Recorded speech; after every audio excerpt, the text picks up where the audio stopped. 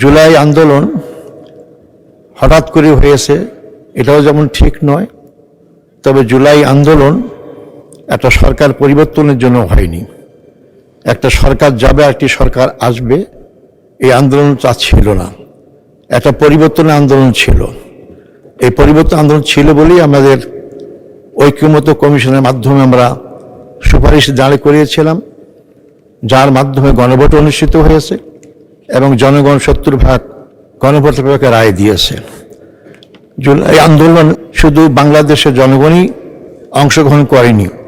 আমি ধন্যবাদ জানাবো আমাদের বিদেশে অবস্থানরত ভাষী ভাই বোনদের। তারা যদি কয়েক মাস রেমিটেন্স দেওয়া বন্ধ না করত, তাহলে এই আন্দোলন আর বেগবান হতো না। অতএব তারা আমাদের এই আন্দোলনের শরিক। আমি ধন্যবাদ জানাবো যারা বিদেশে সোশ্যাল অ্যাক্টিভিস্ট ছিলেন, তারা জনমত গঠনে অনেক ভূমিকা রেখেছেন। আমরা আজকে তাদের কথা ভুলে যাই, আমরা তাদেরকে স্মরণ করি না। অতএব এই জুলাই আন্দোলন এদেশের সাবেক জনগণের, এই আন্দোলন শরিক ছিলেন আমাদের প্রবাসী ভাই বোনেরা, এই আন্দোলন শরিক ছিলেন বিদেশে অবস্থানরত সোশ্যাল অ্যাক্টিভিস্টরা। তাদেরকে আমাদের পক্ষ থেকে জানাই সংগ্রামী সালাম। মাননীয় স্পিকার, আজকে অনেক সংবিধানের কথা বলা হচ্ছে, এখানে অনেক কথা শুনতে পাচ্ছি। আমার এই কথাগুলো শোনার মাধ্যমে একে ফজলুল হক সাহেবের একটা ঘটনার কথা মনে পড়ে যায়। তিনি তখন কৃষক শ্রমিক প্রজা পার্টির সভাপতি ছিলেন, রাজনৈতিক কাজে ব্যস্ত থাকতেন। তিনি একজন ভালো আইনজীবী ছিলেন। তিনি তার মামলা পরিচালনার জন্য কোর্টে আসলেন এবং তার সহকারী বললেন যে মামলা। তিনি অনেক বক্তব্য রাখলেন, যে কোর্টে বক্তব্য রাখলেন। তার সহকারী স্যার বললেন কি, আপনি সব তো আমাদের বিরোধী পক্ষের কথাই বললেন। তিনি তখন বললেন চুপ করো। তিনি সব কথা বলার পর বললেন যে এতক্ষণ যা বললাম সেটা আমার বিরোধী পক্ষের বক্তব্য, এবং আমার বক্তব্য শোনেন। আজকে এই সংসদে এই কয়েকদিন ধরে আলোচনা শোনার মাধ্যমে আমার সেই কথাটাই স্মরণ হলো। সম্মানিত মাননীয় স্পিকার, আজকে আমাদের বিরুদ্ধে অনেক অসত্য কথা বলা হয়েছে। এই অসত্য কথা আমরা যারা প্রবীণ, আমাদের বেগম খালেদার সাথে সাক্ষাৎ হয়েছে, যোগাযোগ ছিল, আন্দোলনের শরিক ছিলাম। অশ্বাসবী আন্দোলন থেকেই আমরা পাশাপাশি আন্দোলন করেছি। আমি তাকে শ্রদ্ধা করি।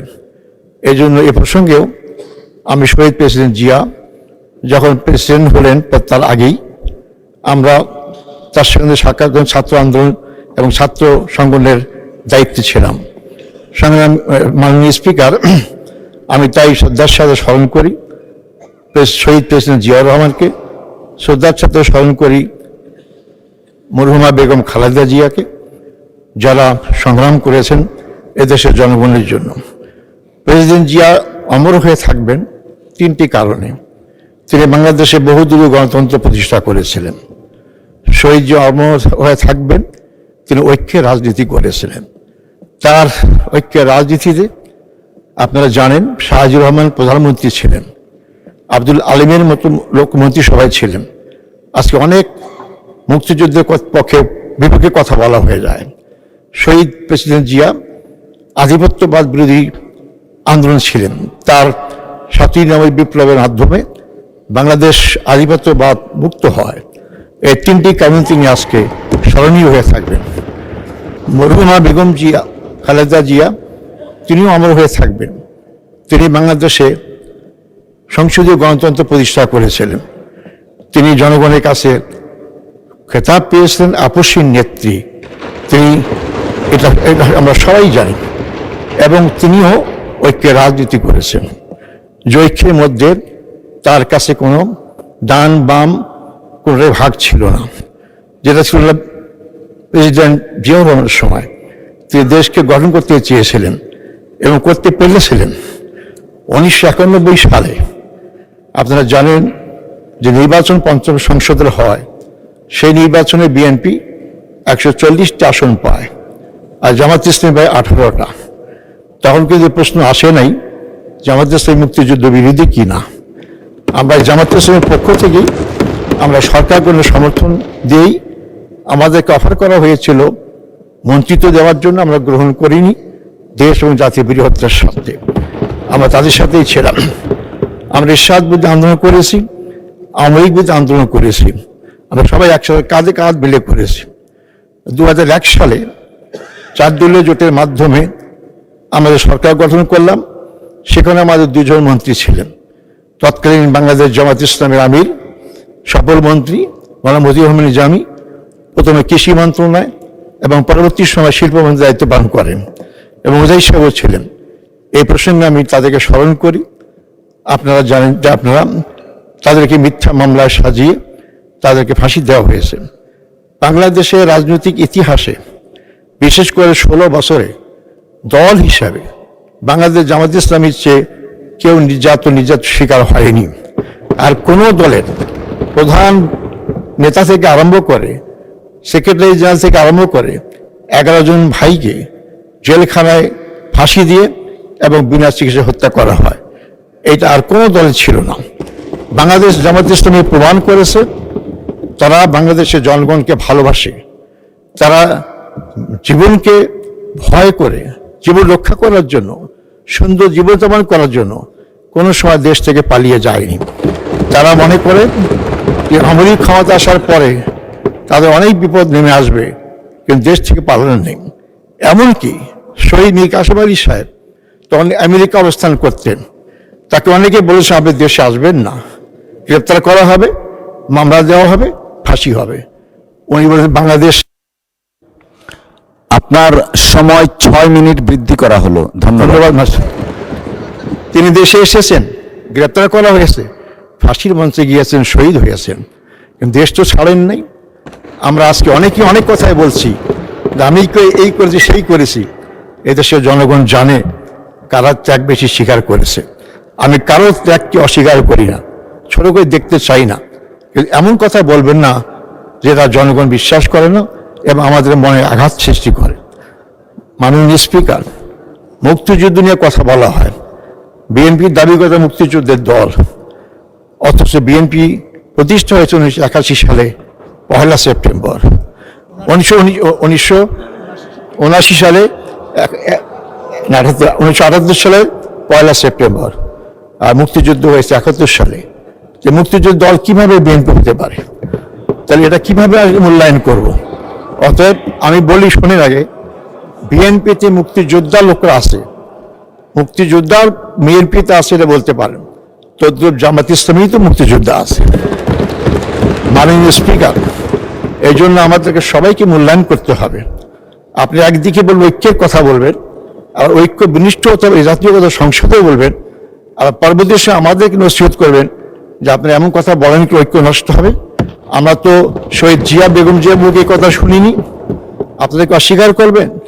নিজামী সাহেবরা আমরা যখন গ্রেপ্তার ছিলাম আমাদের মুক্তির দাবি বেগম খালেদা জিয়া করেছিলেন। তাহলে কি আপনি বলবেন যে উনি মুক্তিযুদ্ধ বিরোধী শক্তিকে, দলগুলো, লোকগুলাকে মুক্তির আন্দোলন করেছিলেন? কারণ উনি ঐক্যের রাজনীতি চেয়েছেন। দেশকে গঠন করতে হলে বিভক্ত রাজনীতির মাধ্যমে কোনো দেশ কোনোভাবেই এগিয়ে যেতে পারে না, কিন্তু আপনাদের সেটাই দেখতে পাচ্ছি। মাননীয় স্পিকার, প্রেসিডেন্ট ভাষণের পর ধন্যবাদ জানানোর জন্য আমাকে এই সুযোগ দেওয়া হয়েছে। আমি প্রেসিডেন্টকে ধন্যবাদ দেব কিভাবে? এই প্রেসিডেন্টকে, তিনি আওয়ামী লীগের দোসর, আওয়ামী লীগে যা করেছে সবটা তিনি নীরব সাক্ষী। আওয়ামী লীগকে আমরা ফেসিস্ট বলছি, আওয়ামী লীগ ফেসিস্ট হওয়ার সুযোগ কিভাবে পেল? আমাদের দেশের আইন আর ভারতের সরাসরি সহযোগিতায়। আজকে সে আওয়ামী লীগ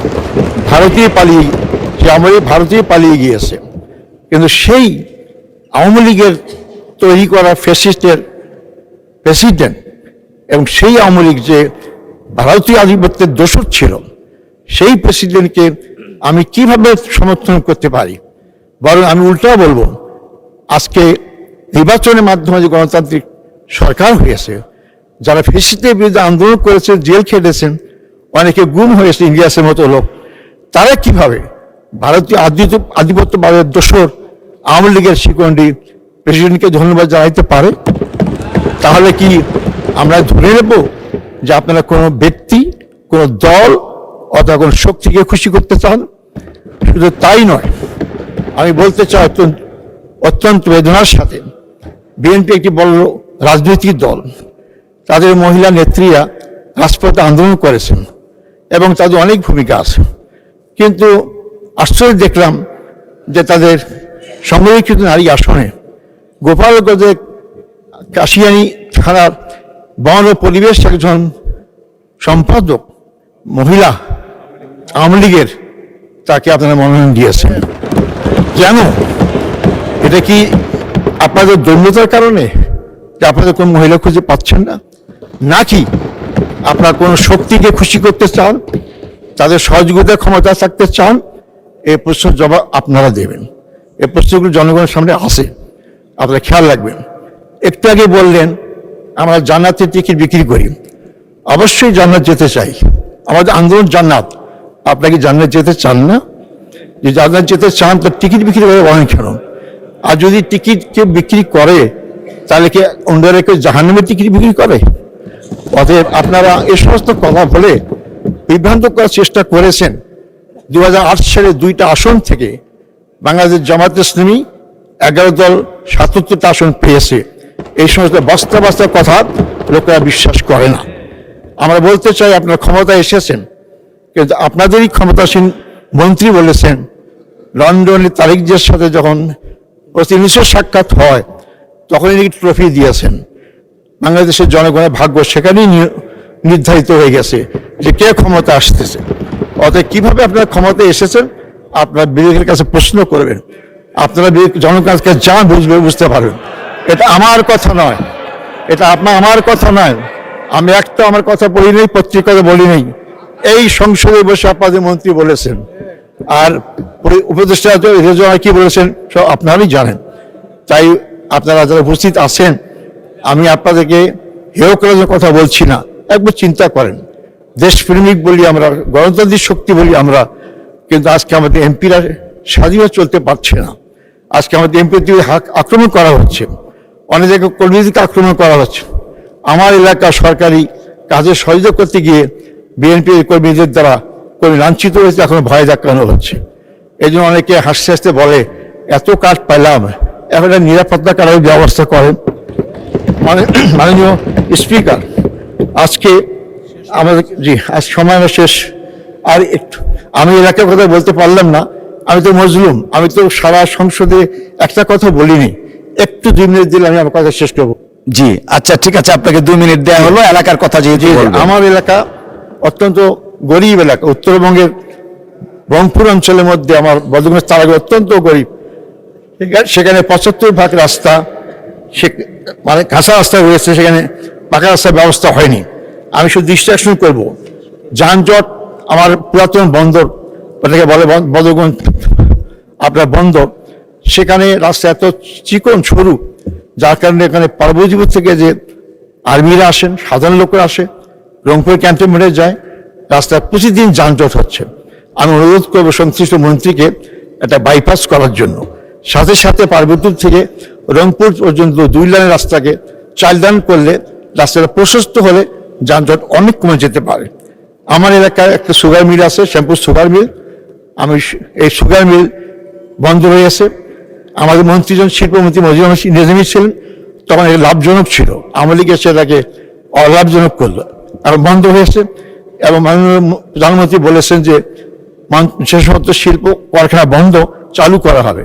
আমি অনুরোধ করব খুব দ্রুত গতিতে আগামী বাজেটেই যাতে করে শ্যামপুর সুগার মিল পূর্ণাঙ্গ চালু হতে পারে তার ব্যবস্থাটা আহ্বান করব। হাসপাতালের কথা বললাম না, কারণ সারা বাংলাদেশের হাসপাতালের সমস্যা। হাসপাতাল আছে, ক্লিনার নাই, এত অপরিচ্ছন্ন। এটা ইমিডিয়েটলি তার নিয়োগ করা উচিত। হাসপাতাল রোগী গিয়ে যদি পরিচ্ছন্ন না পায় তার রোগ তো আরো অর্ধেক বেড়েই যায়। এই জন্য আপনারা চেষ্টা করবেন। তারাগঞ্জ হাসপাতাল 50 শয্যা উন্নীত করা হয়েছে, কিন্তু কোনো কার্যক্রম শুরু হয়নি। এই জন্য আমি স্বাস্থ্যমন্ত্রী অনুরোধ করবো 50 শয্যা চালু করবেন এবং 100 শয্যা উপনীত করবেন। আমার এলাকায় সবচেয়ে মাদকের সমস্যা, সীমান্ত এলাকার বেশি কাছাকাছি, যেগুলো নষ্ট হয়ে যাচ্ছে, সেটা সারা দেশের সমস্যা। কোনো খেলার মাঠ নাই। আমি সংসদীয় মন্ত্রীকে অনুরোধ করবো যাতে করে সেখানে আর খেলার মাঠ মিনি স্টেডিয়াম করা হয়।